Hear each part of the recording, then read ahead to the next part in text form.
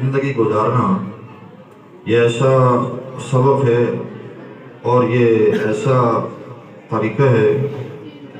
کہ اللہ تبارک و تعالیٰ قیامت کے دن ہر انسان کو اس کی جو زندگی ہے اس کے مطابق اس کو بتائیں گے کہ تو نے میری اطاعت کتنی کی ہے اور سرکار دو عالم صلی اللہ علیہ وسلم کی اطاعت کتنی کی ہے، اس سب کے بارے میں اسے بتایا جائے گا۔ اور جو آدمی جو ہے وہ اللہ کے نبی صلی اللہ علیہ وسلم کی اطاعت کے اندر اپنی زندگی گزار کے گیا تو قیامت کے دن جو ہے اس کے لیے خوشی کا دن ہے، اس کے لیے آرزو پوری ہونے کا دن ہے، اس کے لیے آرام کا دن ہے، سکون کا دن ہے، اطمینان اور خوشی کا دن ہوگا اس کے لیے۔ ورنہ جس آدمی نے اپنی زندگی مرضی سے گزاری، منچاہی گزاری، جیسے جی چاہا ویسے گزاری، اسے اس بات کی کوئی غرض نہیں ہے کہ اللہ کی اطاعت کیا ہوتی ہے، اللہ کے حکم اور احکامات کیا ہوتے ہیں، سرکار دو عالم صلی اللہ علیہ وسلم کی مبارک سنتیں وہ کیا ہوتی ہیں، ان کی قیمت کیا ہے، اور کیا احساس دل میں ہونا چاہیے کہ جب ٹکراؤ آتا ہے سنتوں کے اندر، رواجوں کے اندر، وہ کہتے ہیں نا بھائی ہمارا رواج ہے، یہ ریتی رواج ہے، یہ فلاں ہے فلاں ہے، تو جب ٹکراؤ آتا ہے یہ سنت ہے،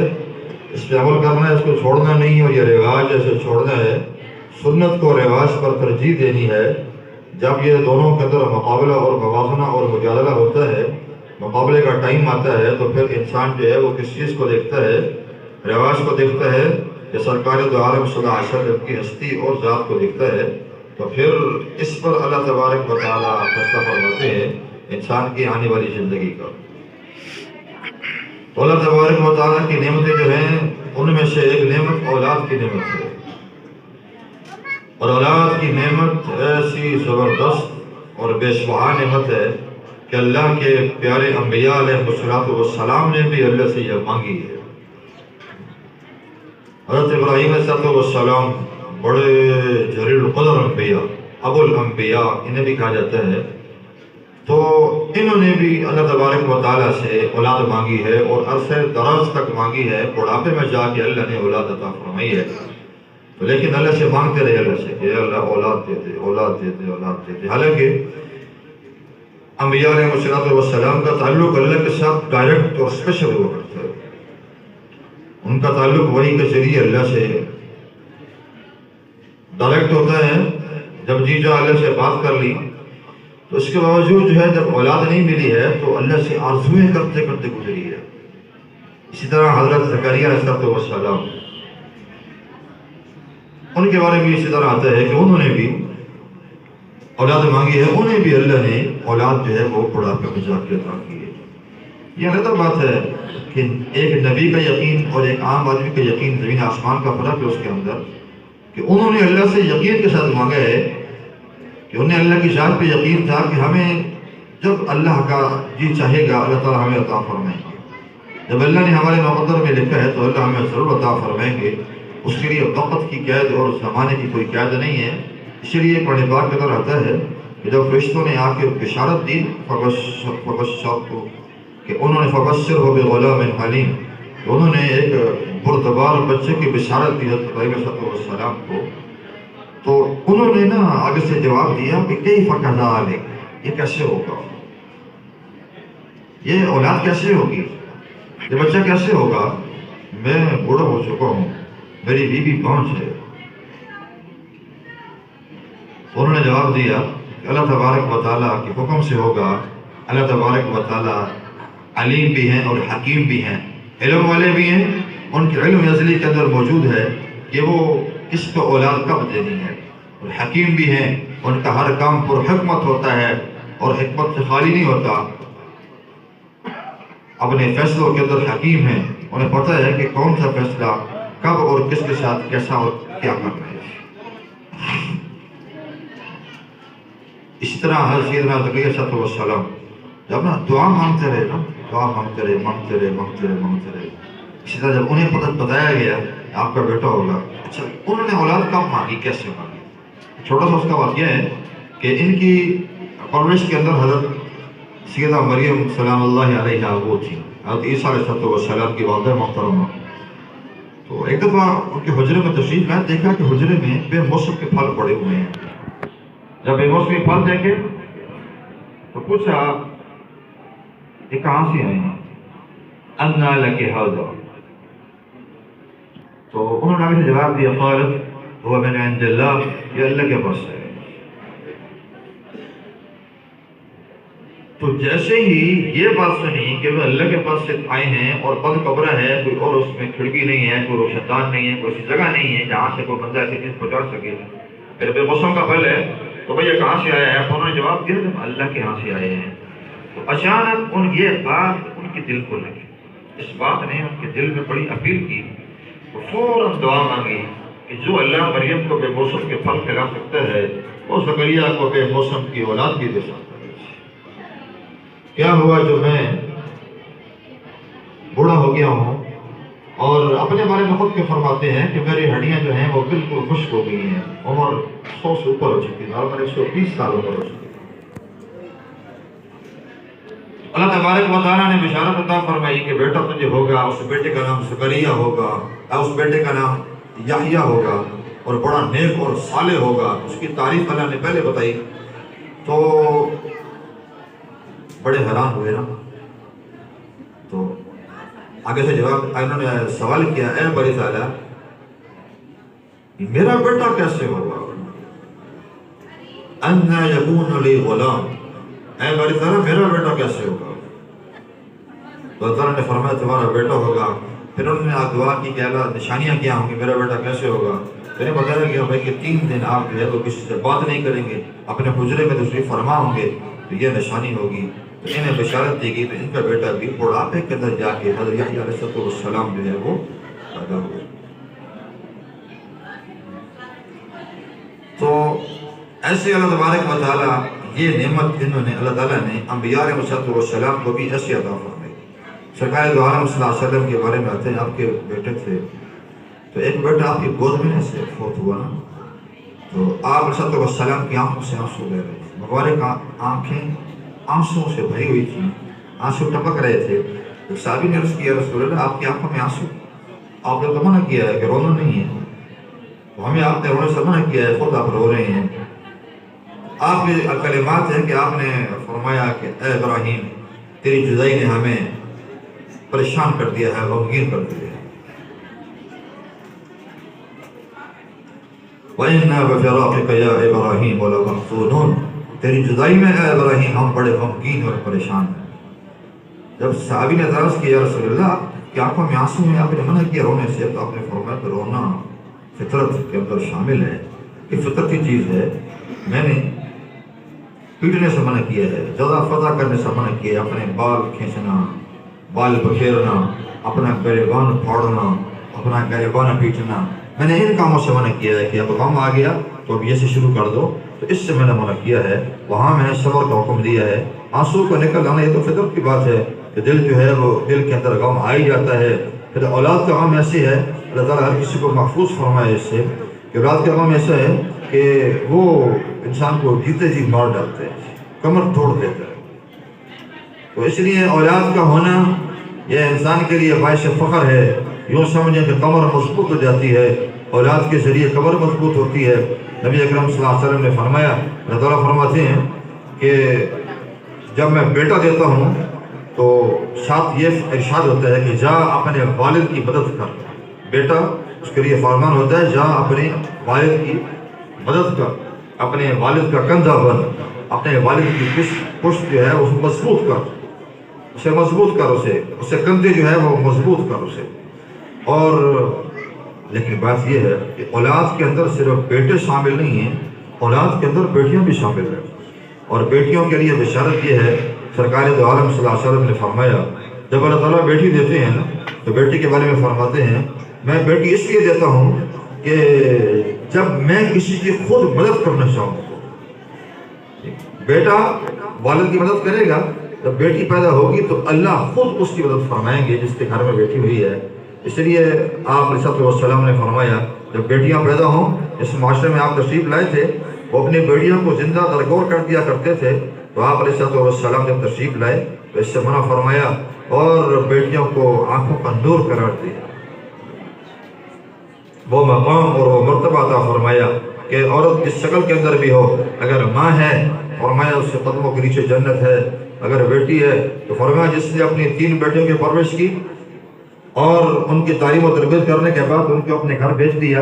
ان کی شادی نکاح کر دیا، فرمایا میرے ساتھ وہ جنت میں یوں ہوگا۔ 2 انگلیوں کو اشارہ فرمایا میرے ساتھ جنت میں یوں ہوگا۔ تو کسی نے پوچھا دریافت کیا رسول اللہ اگر 2 بیٹیاں کسی کے ہاں ہوں تو آپ صلی اللہ علیہ وسلم نے فرمایا اگر 2 بیٹیاں ہوں تو پھر بھی وہ میرے ساتھ جنت کے اندر یوں ہوگا۔ 2 انگلیوں کو آپ نے اشارہ فرمایا، یعنی اتنا جو ہے وہ قریب ہوگا بیٹیوں کی پرورش کرنے کے بعد جو ہے وہ ایسا۔ اور پھر اللہ تعالیٰ نے آپ کے بیٹے جو ہے وہ واپس لے لیے، بیٹیاں جو ہے وہ ان سے اولاد ہوئی، مثلا حضرت فاطمہ الزہرا رضی اللہ تعالی عنہ،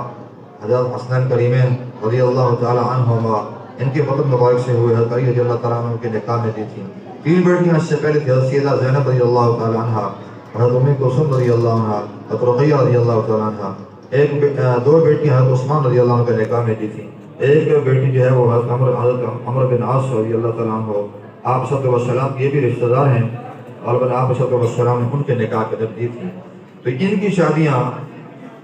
جو پہلی بیٹی ان کی شادی آپ صلی اللہ علیہ وسلم نے زمانہ اسلام سے قبل جو ہے وہ کر دی تھی، اور باقی حضرت فاطمہ الزہرا رضی اللہ تعالی عنہ آپ کی پیاری بیٹی، اور بیٹیوں کے بارے میں سبق دینے کے لیے آپ صلی اللہ علیہ وسلم نے یہ ترتیب اور طریقہ بتایا کہ جب کہیں آپ جاتے تو سب سے آخر میں آپ اپنی بیٹی کو مل کے جایا کرتے تھے، جب واپس تشریف لاتے تو سب سے پہلے اپنی بیٹی کو ملا کرتے تھے، اس کے پاس جایا کرتے تھے۔ اسی طرح جب آپ کے پاس یہ تشریف لاتی آپ صلی اللہ علیہ وسلم کھڑے ہو کے ان کا استقبال فرماتے، پیشانی پہ بوسہ دیتے اور بڑے احترام اور عزت سے انہیں اپنے پاس بٹھاتے تاکہ پتہ چلے وہ بیٹی آئی ہے۔ تو اللہ تبارک و تعالیٰ کی نعمتیں اس لیے ہیں میرے بھائیوں، میرے عزیزوں، میرے بزرگوں، کہ ان نعمتوں کی قدر کی جائے، ان نعمتوں کا احساس کیا جائے۔ اب قدر کرنے کا کیا طریقہ ہے؟ قدر کرنے کا طریقہ یہ ہے کہ اگر اللہ تعالیٰ نے آپ کو اپنی من پسند نعمت دی ہے تو اس پر اللہ کا شکر ادا کریں، اللہ کا شکر ادا کریں۔ اور اولاد کے لیے اللہ کا شکر کیا ہے؟ اولاد کی نعمت جب کسی کو ملے اس کے ذمہ اللہ کا شکر واجب ہے۔ وہ شکر کیا ہے؟ وہ شکر یہ ہے کہ اپنے اولاد کی سب سے پہلے اولاد کا نام اچھا رکھے، اولاد کا نام اچھا رکھے۔ پیدا ہو تو اس کے کان میں اذان دے، بائیں کان میں اقامت کرے، اس کا اچھا نام رکھے، اسلامی نام رکھے، انبیاء علیہ السلام والا نام رکھے،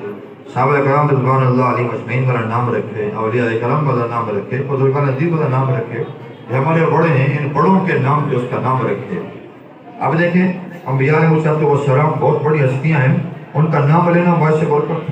صحابہ کرام رضوان اللہ علیہ اجمعین بہت بڑی ہستیاں، ان کا نام لینا باعث برکت۔ اولیاء کرام رحمۃ اللہ تعالیٰ علیہ اجمعین بہت بڑی ہستیاں، ان کا نام لینا باعث برکت ہے۔ تو یہ بڑی ہستیاں ہیں کہ ان کے نام،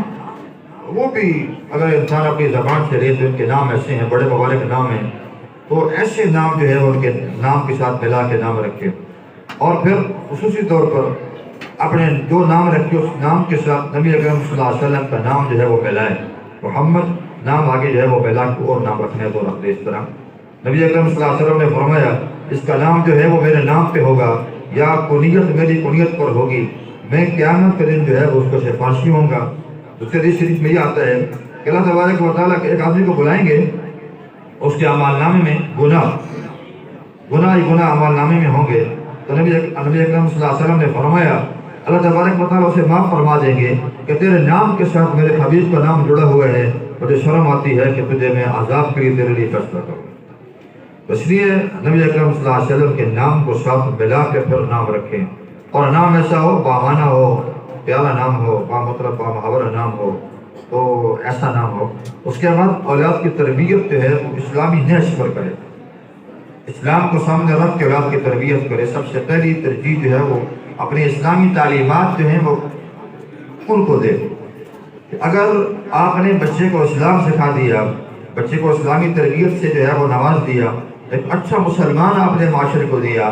تو انشاءاللہ اللہ تبارک و تعالیٰ آپ کو یہ عمل ضائع نہیں فرمائیں گے۔ اور اس کی تائید ایک حدیث شریف سے ہوتی ہے کہ نبی اکرم صلی اللہ علیہ وسلم نے فرمایا ایک آدمی قبر کے اندر اپنے گناہوں کی وجہ سے اسے عذاب دیا جا رہا تھا، تو اچانک عذاب والے فرشتے اس سے علیحدہ ہو جاتے ہیں، عذاب دینا چھوڑ دیتے ہیں، عذاب ختم فرما دیتے ہیں۔ وہ آدمی بڑا حیران ہوتا ہے کہ بھائی تم نے کیوں چھوڑ دیا، مجھے مارنا پیٹنا کیوں چھوڑ دیا؟ وہ فرشتے فرماتے ہیں کہ ہمیں آرڈر دیا گیا ہے کہ اس کو جو ہے وہ سزا دینا چھوڑ دو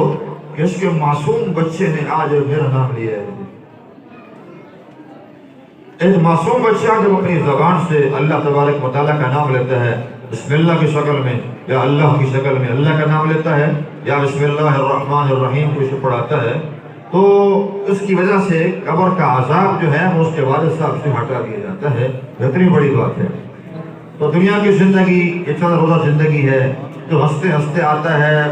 ہنستے ہنستے گزار جاتا ہے، اس کی بھی گزر جاتی ہے۔ جو ساری عمر روتے ہوئے آتا ہے اور روتے ہوئے گزارتا ہے، زندگی اس کی بھی گزر جاتی ہے۔ نہ ہنسنے والے کی باقی رہتی ہے، نہ رونے والے کی باقی رہتی ہے۔ ہنسنے والا بھی چلا جاتا ہے، رونے والا بھی چلا جاتا ہے۔ بہت امیر آدمی ہے، او خربہ خرب پتی ہے، لیکن اس کے باوجود یہ بھی چلا جاتا ہے۔ ایک فقیر آدمی ہے، وہ مانگنے والا ہے، تنگ دست ہے، وہ بھی چلا جائے گا، اور دونوں جانے کے بعد جو ہے، ان کے جانے کے بعد دونوں میں کوئی فرق نہیں ہوگا۔ جیسے خراب پتی آدمی جو ہے وہ زمین کے اندر نیچے لیٹے گا، ایسے ہی ایک غریب آدمی، ایک تہی دست آدمی اس کے بعد کچھ بھی نہیں تھا، وہ بھی اسی طرح کفن پہن کر خالی زمین پہ لیٹے گا۔ دونوں کا گھر ایک جیسا برابر یہ نہیں ہے۔ یہ آدمی جو کہ بادشاہ تھا، اس کے گھر جو ہے وہ 15 فٹ زمین میں گہرا کھڈا بنا کے ڈالو اس کو، اور یہ آدمی جو ہے وہ فقیر ہے، ویسے ویسے ہی پھینک دو، کیونکہ یہ زمانے کے لیے گوشت تھا، ایسا کوئی بھی نہیں کرتا۔ مسلمانوں میں ایک عادت ہے کہ اپنے مردوں کو کیا کرتے ہیں، قبر کے اندر عزت اور احترام سے اتار کر وہاں دفن کرتے ہیں، اپنے کندھوں پہ اٹھا کے، اور باوضو ہو کر اسے وہ زمین کے اندر دفن کرتے ہیں، اعزاز کے ساتھ اللہ کا نام لے کر اسے زمین میں اتارتے ہیں۔ تو ہر آدمی برابر ہو جاتا ہے، غریب بھی یہاں کے برابر، بادشاہ بھی برابر، فقیر بھی برابر، امیر بھی برابر، سب کے سب یہاں آ کے برابر ہو جاتے ہیں۔ اب یہاں سے جو اگلی منزل ہے، یہ ہر آدمی کی جو زندگی اس نے گزاری تھی، اس زندگی گزارنے کے طریقے اور جو اس کے روز و شب تھے، اس پر فیصلہ ہوگا کہ اب اس کو آگے آسانیاں دی جائیں یا اب اسے آگے پریشانیاں دی جائیں۔ تو اس کے بعد جو ہے وہ یہ فیصلہ کیا جاتا ہے، اس کے وقت یہ فیصلہ ہوگا۔ اس نے میرے بھائیو، یہ زندگی گزر جاتی ہے۔ اب کتنے ہمارے ساتھی ایسے ہیں کہ ماشاءاللہ 50 سال 60 سال کے ہو چکے ہیں، اور کتنے جو ہیں وہ جوان ہیں۔ ہوتا ایسے ہی ہے کہ ہم اچانک حیران ہو جاتے ہیں کہ وہ فلاں کیوں فوت ہو گیا، مجھے تو وہ کل ملا تھا، ماشاءاللہ جوان تھا، صحت مند تھا، ہٹا کٹا سرخ سفید تھا، لیکن کیا ہوا، رات کو سویا ہے، صبح اٹھا ہی نہیں ہے۔ اللہ تعالیٰ عافیت فرمائے، عافیت کی زندگی، صحت کے ساتھ زندگی اور عافیت اور ایمان کے ساتھ اللہ تعالیٰ بہت نصیب فرمائے۔ جہاں سب نے ایسے کوئی کسی کو جائے فرار نہیں ہے، کسی کا بھاگنا ممکن نہیں ہے، لیکن اگر زندگی جو ہے وہ خیریت سے گزرے، عافیت سے گزرے، تو اللہ کی بہت بڑی نعمت ہے۔ اس پر اللہ کا شکر ادا کرنا واجب ہے، لازم ہے۔ اور اللہ کا شکر کیا ہے کہ اپنی زندگی اللہ کی اطاعت میں گزاری جائے، اللہ کی مان سے گزاری جائے، اللہ کی مان سے گزاری جائے، اللہ کے نبی صلی اللہ علیہ وآلہ وسلم کی مان سے گزاری جائے، تو زندگی گزارنے کا مزہ بھی آئے گا۔ دیکھیں ایک آدمی جو ہے وہ ساری رات اپنی مرضی سے، کوئی آدمی شراب پیتے ہوئے، جوا کھیلتے ہوئے اور اسی طرح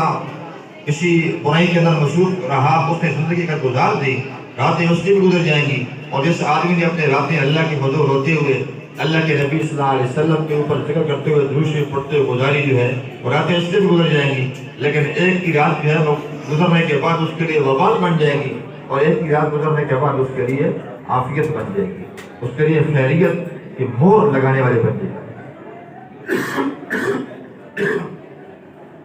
اس نے میرے بھائیوں زندگی گزاریں، لیکن ایسے گزاریں جب جانے کا ٹائم ہے تو آپ کے لیے اعلان ہو، فرشتے پڑھتے ہوئے ہیں، یا ایتھا النفس المطمئنہ ارجعی الی ربک راضیۃ مرضیہ وادخلی فی عبادی وادخلی جنتی۔ ایسے استقبالیہ دیں۔ نبی اکرم صلی اللہ علیہ وسلم نے فرمایا جب نیک آدمی اللہ کے حضور جاتا ہے تو اس کی روح جا کے اللہ کے حضور سجدہ کرتی ہے، سجدہ ریز ہوتی ہے۔ اس لیے جو نیک آدمی ہوتے ہیں، صالح آدمی ہوتے ہیں، جب مرتے ہیں تو کیا ہوتا ہے، ان کا آخری کلام کیا ہوتا ہے؟ لا الہ الا اللہ محمد رسول اللہ۔ وہ کہتا ہے اشہد ان لا الہ الا اللہ وحدہ لا شریک لہ واشہد ان محمدا عبدہ ورسولہ۔ ان مختلف الفاظ کے ساتھ کبھی بشے کے ساتھ اپنے آخری کلام اللہ کا نام لیتے ہوئے، اللہ کے نبی کا نام لیتے ہوئے اپنی جان جو ہے وہ دے دیتے ہیں۔ یہ ہے زندگی۔ اب کوئی آدمی کتنا پیسہ لگا لے، خرچ کر لے کہ مجھے مرتے وقت کلمہ نصیب ہو جائے، کوئی گارنٹی اس بات کی نہیں ہے۔ ہاں، اس بات کی گارنٹی ضرور ہے، کوئی آدمی اپنی زندگی اللہ کے حضور صلی اللہ علیہ وسلم کے طریقے پر، اتباع پر، آپ علیہ السلام کے نقش قدم پہ اپنے پاؤں رکھتے رکھتے پیچھے چلتے کرتے گزارتا ہے، اس آدمی کے لیے گارنٹی ہے اس کا خاتمہ ایمان کے ساتھ ہوگا، خاتمہ بالخیر ہوگا، کلمے کے ساتھ ہوگا۔ لوگ جو ہے وہ رشک کریں گے، اللہ سب کو ایسی موت دے، اللہ سب کو ایسی موت دے۔ زندگی اللہ تعالیٰ کہتا ہے، زندگی اللہ تعالیٰ ایمان کے ساتھ دے، اعمال کے ساتھ دے، موت ایمان پر دے، موت کلمے والی دے، موت اللہ اپنے نام لیتے لیتے موت دے۔ بھائی پھر زندگی اگر 50 سال کی تھی پھر بھی کوئی مسئلہ نہیں ہے، زندگی 100 سال کی تھی پھر بھی کوئی مسئلہ پریشانی نہیں ہوگی، زندگی اگر 1000 سال کی ہوگی تو پھر بھی کوئی مسئلہ پریشانی نہیں ہوگی، کیونکہ سرکار دو عالم صلی اللہ علیہ وسلم نے گارنٹی دی ہے۔ ہمارے لیے سب سے بڑی گارنٹی اللہ کے فرمان ہیں، اللہ کے حبیب صلی اللہ علیہ وسلم کے فرامین ہیں۔ آپ صلی اللہ علیہ وسلم نے فرمایا جس کا اول کلمہ لا الہ الا اللہ محمد رسول اللہ، جس کا آخر کلمہ لا الہ الا اللہ محمد رسول اللہ، اگر وہ 1000 سال بھی رہے تو کوئی پریشانی اس کے لیے نہیں ہوگی۔ کلمہ کس سے ملے گا؟ جس آدمی نے کلمے کے مطابق زندگی گزاری ہوگی، جس نے کلمے میں کچھ لگایا ہوگا، جس نے کلمے کے بارے میں کچھ سوچا ہوگا، جس نے کلمے کو پھیلایا ہوگا، جس نے کلمے کو آگے تقسیم کیا ہوگا، جس نے کلمے کے بارے میں لوگوں کو بتایا ہوگا، اور جس نے کلمے کو اپنی زبان سے ادا کیا ہوگا، جس نے کلمے کے ساتھ زندگی گزاری ہوگی، صبح بھی کلمے کے ساتھ، کلمے کے سائے کے نیچے، اور رات بھی کلمے کے سائے کے نیچے، شام بھی کلمے کے سائے کے نیچے، ہر صبح کلمے کے ساتھ زندگی، ہر شام کلمے کے ساتھ زندگی، اور دن کو بھی کلمہ، رات کو سوتے وقت بھی کلمہ۔ انشاءاللہ اس آدمی کے لیے امید ہے جب یہ مرنے لگے گا اسے کلمہ یاد کرا دیا جائے گا اور یہ اپنی زبان سے کلمہ ادا کر لے گا۔ جیسے ہی کلمہ ادا کرے گا اس کی روح جو ہے وہ بالکل پھولوں کی طرح ہلکی پھلکی ہو کے جسم سے نکل جائے گی، اور 500 فرشتہ اس کے استقبالی کے لیے زمین سے لے کر آسمان تک قطاریں بنا کے کھڑا ہوگا، اور ہر فرشتے کے ہاتھ کے اندر گلدستہ ہوگا، ہر گلدستے کا پھول جدا ہوگا، ہر پھول کی خوشبو جدا ہوگی۔ جو پھول ایک فرشتے کے ہاتھ میں ہوگا دوسرے کے ہاتھ میں وہ پھول نہیں ہوگا، جو گلدستہ ایک فرشتے کے ہاتھ میں ہوگا وہ گلدستہ دوسرے فرشتے کے ہاتھ میں نہیں ہوگا۔ اس طرح استقبالیہ دیتے ہوئے جنت کا کفن اس کو پہنا کر یہ فرشتے اس طرح یہ روح لے کر استقبالیہ دیتے ہوئے اللہ کے حضور جا کے پیش کر دیتے ہیں کہ اے اللہ یہ نیک اور صالح یہ روح تیرے پاس ہم لے آئے ہیں۔ تو اس کے لیے اللہ تعالیٰ نے فرمایا ہے کہ ان الابرار لفی نعیم، نیک لوگ میری نعمتوں میں ہوں گے، اس کے بعد پھر نیک لوگ اللہ کی نعمتوں والی جگہ میں ہوں گے، پھر نیک لوگوں کو اللہ تبارک و تعالیٰ نعمتوں سے نوازیں گے۔ قبر کے اندر نعمت، منکر نکیر سوال کے لیے آئیں گے، سوال اس کو جواب دیتے کوئی پریشانی نہیں ہوگی۔ جب قبر سے اٹھیں گے ایسے اٹھیں گے جیسے ابھی کچھ دیر پہلے سوئے تھے، اب اپنے سروں سے مٹی جھاڑ کے کھڑے ہو جائیں گے، نہیں پتہ چلے گا مجھے سوئے ہوئے 1000 سال ہو گئے، 1500 سال ہو گئے یا 4000 سال ہو گئے ہیں، نہیں، ایسا لگے گا کچھ دیر پہلے سویا تھا، مجھے کس نے اس بیٹھی نیند سے جگا دیا، اور بیدار ہو کر اللہ کے حضور چل پڑیں گے، اس ٹائم بھی کوئی پریشانی نہیں ہوگی۔ اور پھر اللہ تبارک و تعالیٰ کے حضور پیش ہونے کے لیے میدان محشر ہے، پھر پل صراط ہے یا ترازو ہے، میزان جسے کہتے ہیں، کسی مرحلے پر کوئی پریشانی جو ہے اس سے قریب نہیں ہوگی، کیونکہ اس آدمی کی زندگی کلمے کے مطابق گزری ہے، کلمے کے سائے کے نیچے گزری ہے۔ کوئی پریشانی، کوئی مصیبت، کوئی تکلیف، کوئی ڈر پاس پہ نہیں پھٹکے گا۔ اس لیے میرے بھائیوں اس بات کی دعوت دی جاتی ہے کہ آؤ زندگی گزارو، کلمے کے سائے کے نیچے گزارو، سرکار دو عالم صلی اللہ علیہ وسلم کی سنتوں کے سائے کے نیچے گزارو۔ اس لیے اللہ تبارک و تعالیٰ نے اپنے حبیب صلی اللہ علیہ وسلم کی اتباع کا حکم دیا ہے کہ میرے نبی کی اتباع کرو۔ اتباع کہتے ہیں کہ جس طرح آپ علیہ السلام چلے ہیں، آپ کے مبارک قدموں کے نشان اس کے پیچھے پیچھے چلنا، ان نشانوں کے پیچھے چلنا، اسے اتباع کہتے ہیں۔ اپنی اطاعت کا حکم دیا کہ میری اطاعت کرو، اور اپنے حبیب صلی اللہ علیہ وسلم کی اطاعت کرنا بھی ہے اور آپ علیہ السلام کی اتباع بھی کرنا ہے۔ اور نبی اکرم صلی اللہ علیہ وسلم کی اتباع اسے جس کا نام ہے، جب آپ سوئیں تو کیسے سونا ہے، جب اٹھیں تو کیسے اٹھنا ہے، کن کلمات کے ساتھ سونا ہے، کن کلمات کے ساتھ اٹھنا ہے، جب کھائیں تو کیسے کھانا ہے، پینا ہے تو کیسے پینا ہے، کپڑے پہننا ہے تو کیسے، یہ ساری ہماری ضروریات ہیں، روزہ شب کی ضروریات ہیں، ان کے بغیر کوئی چارہ کار نہیں ہے، یہ سارے ہمارے روزمرہ کے کام ہیں۔ لیکن اگر ان کاموں کے اندر ہم نے ترجیح اس بات کو دی ہے کہ پہننا تو ویسے بھی لباس ہم نے پہننا ہے، لیکن اگر لباس پہنتے وقت ہم سرکار دو عالم صلی اللہ علیہ وسلم کی مبارک سنت اس کو سامنے رکھیں، وہ کیا ہے، وہ سنت کیا ہے، تو اس کو سامنے رکھ کے ہم لباس پہنیں گے انشاءاللہ وہ لباس پہننا ہمارے لیے باعث برکت، وہ لباس جب تک ہمارے جسم کا رہے گا ہمیں دعائیں دیتا رہے گا۔ اسی لیے اسی طرح کھانا ہے، پینا ہے، گھر کے اندر جانا ہے، گھر سے آنا ہے، دعا کے ساتھ گھر میں آئیں، دعا کے ساتھ گھر سے نکلیں، انشاءاللہ خیریت ہوگی، عافیت ہوگی، اللہ کی رحمت کے سائے کے نیچے آپ ہوں گے۔ اللہ تبارک و تعالیٰ کے حضور دعا ہے کہ اللہ تبارک و تعالیٰ ہمیں زندگی ساری ایمان اور اعمال کے ساتھ نصیب فرمائے، اور جب مرنے کی باری ہے موت بھی ایمان کے نصیب فرمائے، اپنے نعمتیں شکر کے ساتھ گزارنے کی توفیق عطا فرمائے، کمیاں ان پر صبر کرنے کی توفیق عطا فرمائے۔ واخر دعوانا الحمدللہ رب العالمین۔